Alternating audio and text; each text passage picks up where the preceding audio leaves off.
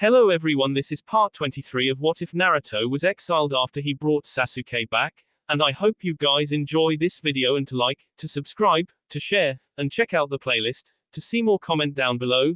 Now let's start the intro. They call me a god. They call me a god. They call me a god. Join my membership, the perks are great. It's in the description. Be sure to like and subscribe, it gives me more motivation. Enjoy. Tsunade watched as the damage to the walls from the various summons. She was itching to get in there and do damage, but Jiraiya reminded her that they had to wait for Orochimaru. All along the damaged areas of the wall, Konoha ninja were engaging in battle. Her eyes sought out and found the familiar hair and saw him and Mika in a dangerous battle like she'd never seen before. Kami, he's got blades like Naruto. Tsunade thought. Hold the line, she ordered as she watched more of the invading nin scaling up the wall. Water jutsu, she ordered, and spaced along the wall. Torrents of water shot out and knocked the scaling ninja from the walls. Tsunade, we're barely holding on, Iruka said as another section of the wall came down. Push them back, she ordered. Itachi, the Uchiha, nodded and headed for the new breach. Tsunade turned her attention once more to see Naruto, Mika and the big man begin their fight. Stay safe, Gaki. Mika lunged and Iten blocked and shoved, his double-bladed weapon humming as he spun and blocked Naruto's attack. Itendigan laughed. Is this the best you've learned? He went on the attack high and low. Mika blocked high while Naruto spun under and blocked the low. The Hanyu were being pushed back from the defense of the walls and they saw it explode and Oto Nin beginning to rush in, only to meet Hinata and others. Stay safe, Hinata, Naruto thought as he ducked under a swipe. He felt the air indicating he just avoided a haircut. The humming of the Mechadisciple blades filled the air and the crackling from Stormbringer was just as intense. The three fought hard with no one getting an advantage. Despite it being 2-on-1, Itendigan was up to the task. Mika was surprised when he was hit by an invisible force that felt like he'd been kicked in the gut and saw the Undertaker standing with a hand extended while blocking Naruto's attack. The silver-haired Hanyu said, getting to his feet. Naruto landed next to him after being kicked and they thought the same thing. He can use the Vunla. This just got harder, Naruto muttered, giving his purple blade a spin and taking up a fresh stance. Mika nodded and did the same with Stormbringer. The two Hanyu were side by side like bookends, Naruto's tails fanned out behind them. Itendigan chuckled. Good, but you both could be better. You Dragonling are not living up to your potential, he said. What do you know, gruesome? Mika spat and fake lunged and Naruto was attacking a second later. They tried to drive him back to the wall, but the bigger mortal was not having it. He kicked Mika hard and then his double-bladed Mechadisciple was a flurry of motion. Naruto barely got some blocks up and then the Tomb Guardian sent him flying into Mika with a Vunla wave. Mika dropped Stormbringer and caught Naruto, who deactivated his blade. The two crashed into a building. Itendigan laughed. He looked at Stormbringer. You are not of this world. Your time was ended long ago. He deactivated his weapon and hung it from his sash. His massive hands were a blur of motion as he went through nearly 100 hand seals, many of them foreign to the Konoha nin who were in shock. Azarath, Metrion, Zinthos, Ra. Itendigan intoned and Stormbringer levitated into the air surrounded by a black ball of energy. You should never have been found, the Tomb Guardian said, and with a flurry of hand seals the sound of breaking metal and a ghostly scream filled the air as Stormbringer was shattered into millions of shards. From the building an inhuman scream filled the air. Itachi and the reinforcements arrived at the breach and were fighting in tight close quarters. Itachi's blade was a blur as he dispatched sound, rock and cloud ninja with cold efficiency. He spared a glance and saw that many people around him were in waves on both sides. The snap hiss was his only warning and he shushined away just in time to avoid being decapitated by his own brother and a violent angry red energy blade. Hello, Sasuke-kun, he said, his gaze drifting towards the hate-filled eyes of his younger brother. I will kill you this time, brother, Sasuke said, and Itachi saw the madness in his younger brother's eyes and knew this was the time one of them would fall. It's time, I suppose, Itachi said, and he drew a shorter sword and held it in a reverse grip for a defensive position. This time you will not escape me, Itachi, Sasuke snarled and charged. Itachi dodged and weaved. He lashed out with his sword. It connected with Sasuke's red blade and Itachi dropped the hunk of molten slag that remained. Naruto-kun was very clear on the ability of the blades he possessed. Itachi thought as he kept putting distance between himself and his brother. I need to disarm him if I want to beat him. Itachi thought as he tossed the other blade at Sasuke, who swatted it aside with a snarl. Your end is now, Itachi. I will avenge our parents, Sasuke said as he lunged. Danzo, find the Kyuubi brat, Orochimaru ordered. The former councilman of the leaf vanished in a swirl of leaves. Sakura, unleash the Maruadas, the snake Sannin ordered, and the cloaked kunoichi next to him bowed. As you command, master. Sakura and 15 cloaked figures vanished, their target the Godime Hokage. Orochimaru watched as his army struggled. He didn't care about them, their corpses would be useful in building his new army. Iruka ducked as a hail of shuriken rained down, he spun and came face to face with a cloaked figure. Iruka Yumino. Hello my former teacher, a female voice said, and Iruka blinked. Sakura. That and more, the former Konoha kunoichi said as she rammed a kunai into his gut, lifting him off the ground. I'll be sure to make your corpse a beautiful tool for my master, Sakura said as she twisted the kunai in her former teacher's gut. A fist impacted with her chest and drove her back. Iruka fell to the ground. Sakura's hood fell back to reveal her pink hair, pale skin, and the black marks of the curse seal. Her yellow eyes were blazing in rage. Who dares? She raged. Standing there with Iruka was a woman with a quiver of arrows on her back, holding a bow, and had purple hair. So, you're the whore that Naruto-sama warned me about, Nami said as she passed Iruka to a couple of genin who were tasked with removing the injured. Get him to the hospital, she ordered, and spun, an arrow drawn. And you are, Sakura hissed, pulling out a pair of kunai. Nami a she, archer. Not for long, Sakura said and snapped her fingers. 15 figures appeared behind her, her, as the cloaked figures began to move she called out. Make it slow and painful. The 15 figures were on the move and Nami was leaping, her arrows flying in a blur of motion. Sakura looked around and vanished in a teleport. Nami was kicked out of the air and landed on the ground rolling hard. One of the cloaked figures landed and was going to kick her when there was a green blur. Dynamic entry. The arrival of Mato Guy saved her as his kick sent the figure back into the others. Team 9 had arrived along with Team 10. Nami-chan, are you well? Guy asked, his gaze locked on the 15 cloaked figures. I am now Guy-sama, thank you, Nami said, standing and picking up her bow. Man, Orochimaru's got more troops than there are clouds, what a drag. Shikamaru said as he took a lazy defensive stance. Will you shut up, you lazy slacker? Complain when we're winning. Ino hissed as she pulled out several kunai. Choji behind them was wielding a bow staff, he was dressed in guardsman armor and wore his family's crest proudly. Man, you know we're missing out on a great barbecue right now because you idiots had to attack today. The heir of the Akamaiki whined. Same stakes, Neji-kun, Lee asked as he slipped into a fighting stance. Agreed, Neji said, and what everyone noticed was the spiked gloves he was wearing, a gift from Tenten and Lee. A laughter from the cloaked figures was heard. You Konoha nins are pathetic. We are Orochimaru's marauders, and you don't stand a chance. The 15 figures fell off their cloaks. The Triad sisters, triplets, each with a special power. One controls light, the other darkness, and the last sound. Wraith, altered by Orochimaru and Sakura, Wraith has the ability to phase through solid objects and do the same to others. Flare, altered by Orochimaru and Sakura to control and manipulate fire. The Marauder's heavy cannon. Scalpel, a former medic nin that Sakura altered, uses chakra scalpels in attack jutsus, a dangerous in close fighter. Beast, a savage young man that made the Inazukas look tamed.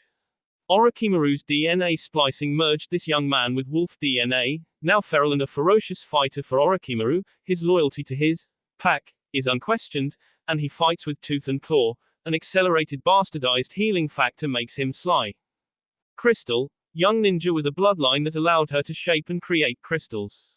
Mutated by experiments from Orochimaru, she is now more crystal than human now, a living gem and sly and hard to harm.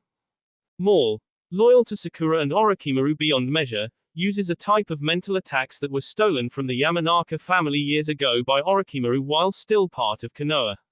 Maul has perfect several telekinetic moves and even to the point of creating Sai Kunai. Lady Genjutsu, master of illusions, a prostitute from the Fire Lord's court, she was trained by masters from many nations, and now in Orochimaru's crew she has become a sly assassin. Javelin, barely 13, but loyal to Orochimaru who saved him. This young nin's ability allows him to create chakra javelins and throw them. They impact with explosive results from the force of one tag up to 100 exploding tags. Buster, big, strong and dumb. Buster is raw power personified. He becomes stronger with each hit. Gifted with the ability to absorb kinetic energy and make himself stronger, the powerhouse of the Marauder's skin is harder than steel with all the attacks he absorbed. If his mind was as sharp, he'd be more than muscle. Shockwave, able to generate shockwave attacks, this nin was formerly of mist, and as an orphan was not missed when Orochimaru found her and enhanced her bloodline ability. Undertow, the masked nin is the second in command behind Sakura in the Marauders. Able to manipulate and generate water, Undertow has several lethal attacks, and in close has been seen using a chainsword that had jagged teeth. The 9 defenders of Konoha were outgunned, but they weren't going down without a fight. Now, a cocoon of sand engulfed Maul. Sand coffin. The Marauders scattered as they heard, sand burial. Gaara appeared with Temari and Kankuro. Genetic trash. The Kazekage said. Lord Gaara. Nami said. Odds are better now. 14 to 12. His raccoon-shaded eyes turned towards the Marauders. Today is a good day to S. Hinata spun, her chitin sending several sound ninja flying, their impacts with the walls leaving bloody smears. She wasn't concerned about them, her eyes kept searching for Naruto and Mika. The battle had raged and they'd been separated, she wished she could have stayed closer, but the oncoming wave of invaders had taken her attention. She performed a flip kick and smiled. Hiashi was foolish to limit the Hyugas to just Juken style. Her time as Tsunde's apprentice had been good for her, she'd branched out her style quite a bit, and the memories from Jarkala had given her more. Hinata was concerned, the spirit's voice had become muted and in the last week she hadn't heard it at all. Shaking her head she went on the attack, 6 Cloud Ninja were foolish to cross her path. Naruto-kun, stay safe. She prayed as she went on the offensive, her new style sly and fast. Iruka groaned as the Genin team tried to drag him from the battle. Hold on, he wheezed. They leaned him against the wall. Iruka-sama, one of the Genin asked. I'm okay Jingo. Iruka said. Give me your medkit. Iruka took it and pulled out several chakra pills, a blood pill and wincing a couple of bandages. Iruka, we need to get you to the hospital. The boy, Jingo said in concern. I'm fine. Iruka said, as he wrapped his ravaged torso. He winced and closed his eyes as he felt the gut wound pull. I don't have long. I need to make sure Naruto is safe, he thought. 3 thuds forced him to open his eyes and he saw the 3 Genins. Shame, shame, shame Yumino. Iruka looked up to see Sakura standing at the end of the alley, a blood-soaked knife in her hand, her yellow eyes showing a hint of madness. I can't very well let my newest experiment get away, now can I? She walked towards him slowly and he struggled to his feet. His eyes looking at the Genin. You didn't have to kill them Sakura. He said looking at his former student sadly. What has become of you Sakura? What happened to the caring girl who used to be in my classroom? Sakura sneered. Foolish Yumino. The girl you thought you knew was a persona. A fake. I was placed in the class as a spy first for Danzo, but now, I serve her faithfully at Orochimaru-sama's side. Iruka pulled a kunai. I liked that girl. Iruka said. You like to lie. But then you would know about lies. You knew all about the Kyuubi and allowed that thing to be near children. She smirked. No matter. Lord Orochimaru will give me the fox to study. I might even grace your corpse with some of the research I will perform. She smirked and Iruka saw the black markings all over her exposed skin. I have no choice. She's crazy. I'm sorry Sakura, for the girl you were. Iruka thought and launched his attack. Orochimaru watched as the battles were unfolding.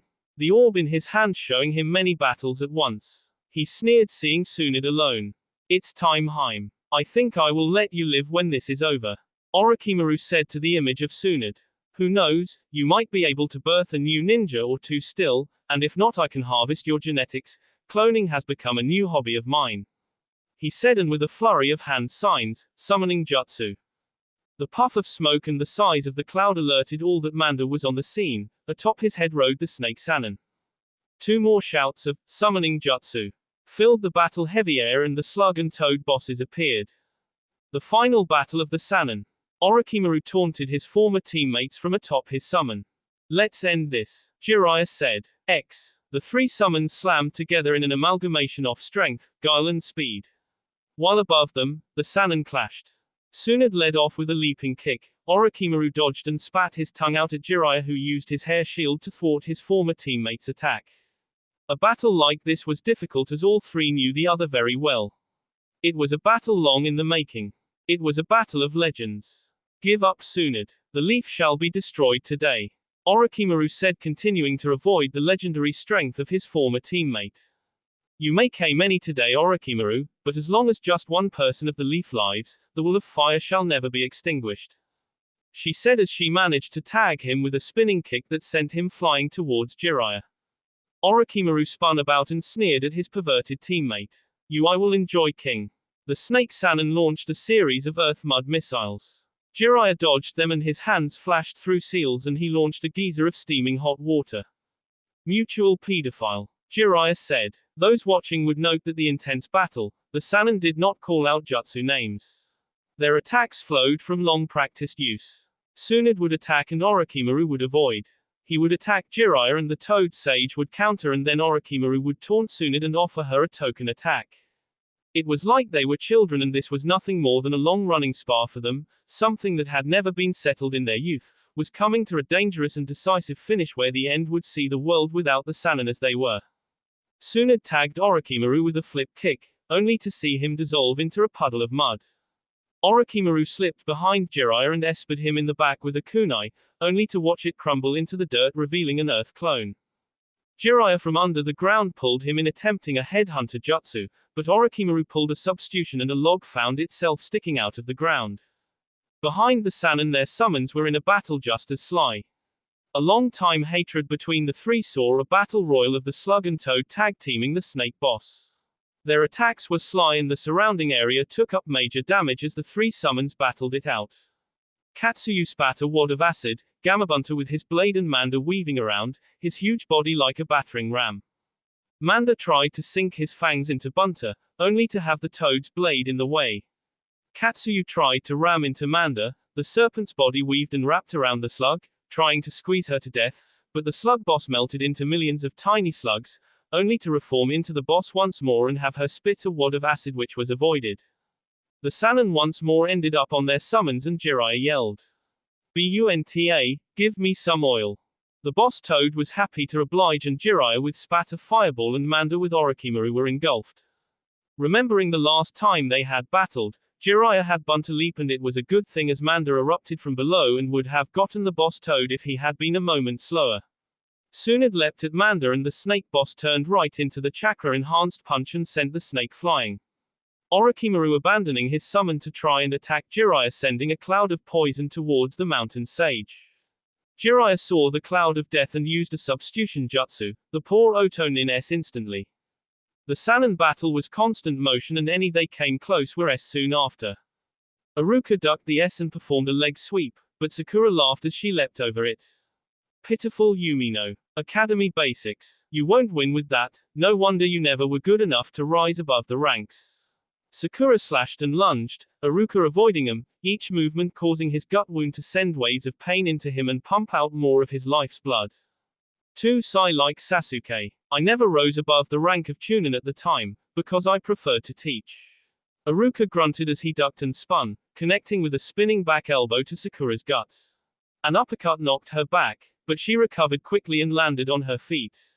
But if you notice, Sakura, I am a Jonin of Konoha. You are a missing nin, a traitor. Iruka went on the offensive, but Sakura blocked him and sneered. If you are what a Jonin of Konoha, then Orochimaru is right and the leaf will be burnt to cinder. She hit him in the chest with a palm strike with her left hand and slashed him arm with the knife in her right. Iruka staggered back and realized they were once more amidst the scuffle. I can't keep this up. I'm bleeding out too quickly. Iruka thought. I won't survive this, she's too fresh and she's flaunting the curse mark like a badge of honor. Sakura's yellow eyes studied him. Your end is now, Yumino. She lunged.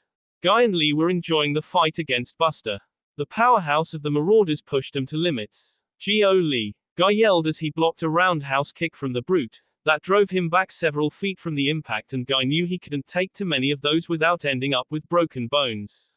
Lee leapt high in the air over his sensei and delivered a leaping kick to Buster's chest. The powerhouse staggered back with a grunt.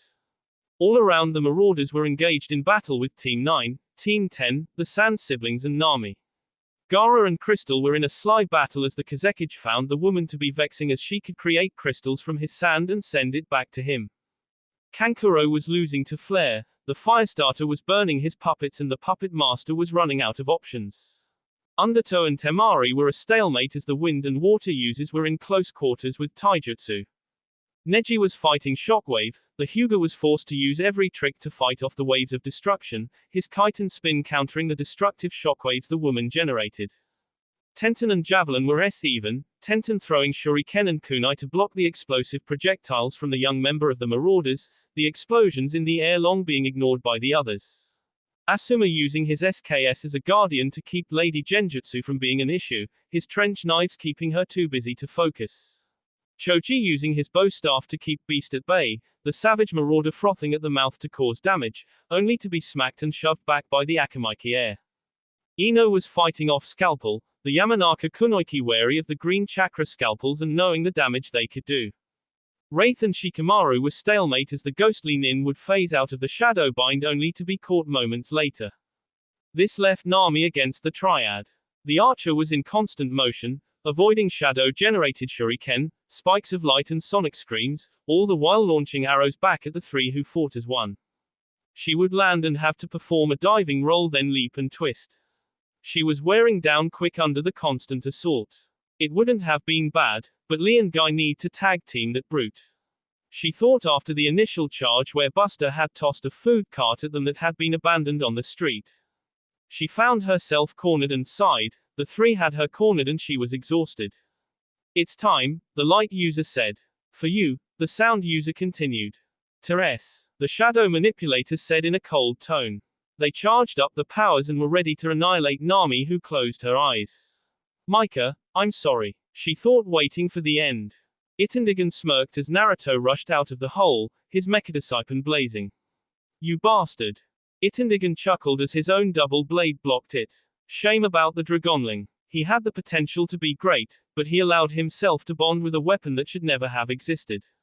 A flurry of blows and the Tomb Guardian silently admitted to himself that Naruto was good. The boy has come far in a short time. My master is right. If I can turn either one, then Kami's barrier will fall. Itendigan with a Vunla wave knocked Naruto's feet out from under him. He put a boot on the boy's wrist that held the energy blade. Young fool. You had potential, but now, this is your end. Itendigan said and gripped the double blade to S downwards. Naruto was stunned and unable to move when the wind ball slammed into the giant and staggered him back. Naruto smiled. Micah. He was relieved. When he raced out of the hole, he thought his brother had S from shock. Standing in the hole they had been knocked through was Mikahamaru Melwasu. His silver hair was whipping about. His golden eyes were glowing in rage. His left clawed hand was clenched and his right hand was lowering. In the light, the scales on his torso that could be seen through the torn shirt seemed to shimmer. You will pay. Micah snarled and lunged. Itendigan smiled. There is more to both of them than originally thought. Good. The giant spun, his attack aimed to decapitate Micah as he approached, but the Dragon Hanyu used his left arm to block the double-bladed mechadiscipline and with his right hand he landed a hard punch to the giant's jaw. The Tomb Guardian didn't get a chance to recover as Naruto was up and slashing him with his purple-bladed siphon. Micah would block with his left and Naruto would lean in for an attack. Iten was stunned. They are fighting better now, was the sword handicapping the Draconian. He spun and was blocked again by Micah's scale-covered arm, and Naruto was nowhere to be seen. Micah attacked and Iten recovered ground until Micah caught one of the black energy blades with his left hand. From above a shadow blocked the sun and Iten looked up to see Naruto coming down and the giant released a hand from his weapon and Naruto cut the double blade in half. No. Iten was stunned. Micah flipped backwards and flipped the handle around. A second later the blade hissed to life, but instead of black it was silver. Impossible. Itendigan said as he adjusted his own grip on his now single-bladed mechadiscipline. Improbable. Micah corrected. Impossible is for those that already have given up. Naruto said. And we never give up. The pair said as they lunged. Itendigan was forced back and was amazed. They are increasing their speed, is this the battle meld? But, the shadow should have removed the Draconian's vulnerabilities, I don't understand. How is this possible? Naruto and Micah were blocking and attacking, switching off randomly. Their fight had once more returned to the area where they first began. Iten used a Vunla push to try and give himself some space, but Naruto was ready and countered with one of his own nullifying the attack. Micah connected with a flip kick to the giant's jaw and staggered him back. The three energy blades were blur of motion, the crackle as they connected and hummed through the air indicating to those close enough to stay back, the afterimage of the blades the only thing the others able to see. The three were fighting at speeds not seen by the NI. Three blades connected with Naruto and Micah trying to push the giant back even more, but the Tomb Guardian would not be denied. It was then a shuriken zipped in and connected with Naruto's shoulder. The blonde nine-tail staggered back with a hiss. You. Naruto growled. X. That will be all for this video. Be sure to like, subscribe, share, and comment down below for more videos. Goodbye.